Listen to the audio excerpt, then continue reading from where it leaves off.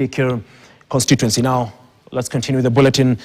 And more than 150 people from less fortunate backgrounds in Kajiado County have benefited from food aid as Muslims observe the holy month of Ramadan. The initiative, spearheaded by Manal Muslim Center, aims to support vulnerable families who struggle to access basic meals, particularly during the evening breaking of the fast known as iftar. According to the General Center's director, that is Mohammed Idris, the intervention was prompted by the realization that many needy families had little or nothing to eat at sunset.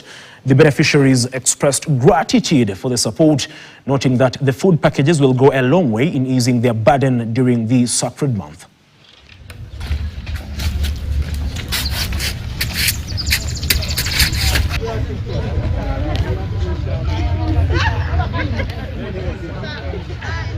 Maisha saa hii ni ngumu.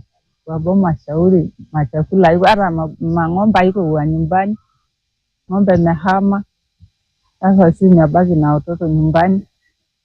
Kwa hivyo nimeshukuru saa hii. So sisi tunawashukuru kwa hii wakati mgumu ambaye kwamba wameshikana na serikali kusupport watu wetu, na sana sana Waislamu katika mwezi mtukufu wa Ramadhani. Sisi yetu ni kuombea Mungu na kuambia kuwa serikali itashikana na wao na kila wakati tuko na wao pamoja.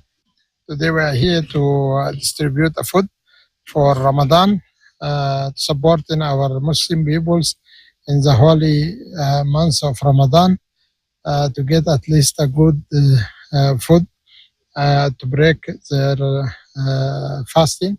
In this time of drought, Alhamdulillah, we thank God now the rain has coming back.